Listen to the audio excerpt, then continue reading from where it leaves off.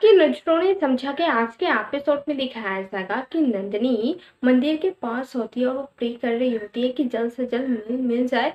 और वो बहुत ज़्यादा परेशान भी होती है क्योंकि यहाँ पे चार्मी की सच्चाई तो थोड़ा बहुत इसे पता चल गया है, पर वो अभी तक किसी को पता ही नहीं है और मिल भी नहीं मिल रही है, जिसकी वजह से ये काफ़ी ज़्यादा परेशान है। तभी यहाँ पे दर्श आ जाते हैं और दर्श यहाँ पे चार्मी के रूम से जो पेपर लाए थे वो वहीं पे रख देते हैं। तभी यहाँ पे जो दर्श है वो नंदिनी से कहते हैं कि तुम परेशान मत हो, माँ जल्द से जल्द मिल जाएगी। तभी यहाँ पे दर्श के पास किसी को फोन आ जाता है तो वो फोन पे बात करने लगते हैं। तभी यहाँ पे नंदिनी वो पेपर सब वगैरह देखती है पर उतना ध्यान नहीं देती है, बस वो यही सोच रही होती है कि मिल आखिर गई तो गई कहाँ होगी। और दर्श भी इतने परेशान है कि मैं उन्हें ये बात नहीं बता सकती चार्मी के बारे में। तो यहाँ पे यही सब हो रहा होता है।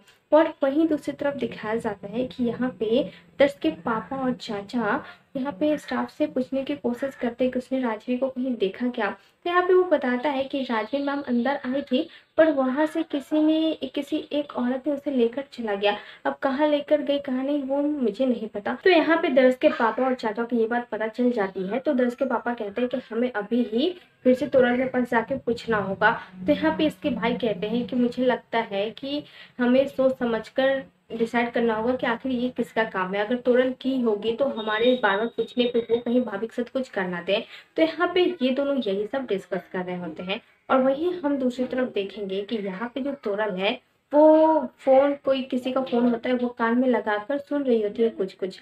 तभी यहाँ पे दर्श के पापा देखते हैं, वो उसके पास जाके कहते हैं कि तुम किससे बात कर रही हो। तो यहाँ पे ना उसी फोन से ना ट्रेन की आवाज़ आने लगती है, जिसकी वजह से तोरण बहुत ज़्यादा डरने लगती है। तो यहाँ पे धीरे धीरे करके सब लोग आते हैं और उससे फ़ोन छीनते हैं। फिर यहाँ पे जो ये तोरण है वो भागते हुए सीढ़ियों से आ रही होती है तो वो नंदिनी के पास आ रही होती है।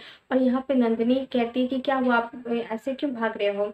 तो यहाँ पे जो दर्श के पापा है वो कहते हैं कि मुझे लगता है कि इसका ही काम होगा मेरी वाइफ को गायब करने में। यहाँ पे वो ये बात कहते हैं पर नलिनी कहती है कि मुझे ऐसा नहीं लगता है। और तभी यहाँ पे जो चाची है वो देखती है कि उनके हाथ में जो फोन था वो राजवी भाभी का फोन है। यहाँ पे ये देखने पर सब लोग सोचने लगते हैं कि राजवी का फोन यहाँ पे क्या कर रहा है। और यहाँ पे चाहमी भी होती है, वो कहती है कि मैंने सही काम किया इसके रूम में ये फोन रखकर। सबको यही डाउट होगा कि इसने ही ये सब कुछ किया है।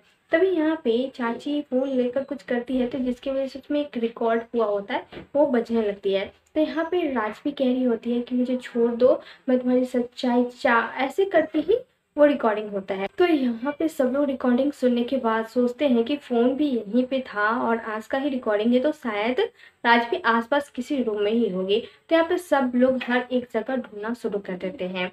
तभी हम दूसरी तरफ देखेंगे कि जो नंदिनी की बहन है वो यहाँ पे जो गुण थी उसके सारे सामान को एक साथ कर रही होती है।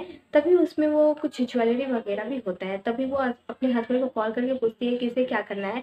तो वो बोलता है कि तुम जाके उन्हें लौटा दो। तभी यहाँ पे उसे एक रिकॉर्डिंग दिखता है। और वहीं दूसरी तरफ यहाँ पे सब लोग हर एक जगह ढूंढते हैं पर नहीं मिलता है।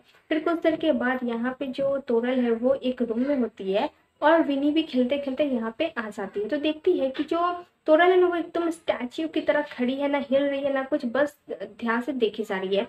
तभी विनी को समझ में नहीं आता है तो वो दर्श के पास जाते हैं। वहाँ पे विनी दर्श को लेकर आती है। दर्श भी देखते हैं कि माँ को ऐसे, तो उसे भी कुछ समझ में नहीं आता है। तभी यहाँ पे माँ दरवाजा बार बार खटखटा रही होती है तो दर्श भी खटखटाने की कोशिश करते हैं पर यहाँ पे कुछ भी नहीं होता है। पर हाँ, यहाँ पे राजवी का हाथ दिख रहा होता है। और वहीं दूसरी तरफ यहाँ पे नंदिनी जो एक पेपर देखती है जो दर्श ने चार्मी के रूम से लेकर आया था। तो वो यहाँ पे वो देखती है तो एक एमआरआई का रिपोर्ट होता है। तो वो सोचती है कि ये प्रेग्नेंट है तो ये टेस्ट कैसे हो सकता है। यहाँ पे वो सोच ही रही होती है और भगवान से प्रे करती है कि कुछ हेल्प कर दे। और उसे कहीं ना कहीं डाउट भी होता है कि कहीं चार्मी का ही हाथ तो नहीं है मिल को गायब करने में। तभी इसके पास फोन आ जाता है और वो कहती है कि नंदिनी तू जल्द से जल्द मेरे घर पे आ जाए। यहाँ पे नंदिनी को भी समझ में नहीं आता है कि आखिर हुआ क्या है और दी ऐसे क्यों बुला रही है। और वो यहाँ से चली जाती है अपनी बहन के घर पे। और यहाँ पे वो कहती है कि मैं यहाँ पे गुण का सारा सामान संभाल रही थी तो मुझे एक रिकॉर्डिंग मिला। और वो जब किसी पर भरोसा नहीं करती तो रिकॉर्ड करके रखती है। और इसमें मैंने एक रिकॉर्डिंग सुना जो कि चार्मी का है और वो सुनाती भी है। तो यहाँ पे नंदिनी कहती है मुझे ये तो पता चल गया कि चार्मी उसे पसंद करती है पर इतनी हद तक गिर सकती तो मुझे ये नहीं पता था। और मुझे ये भी समझ में आ रहा है कि गुण का हाथ जानबूझ के उसने छोड़ा था।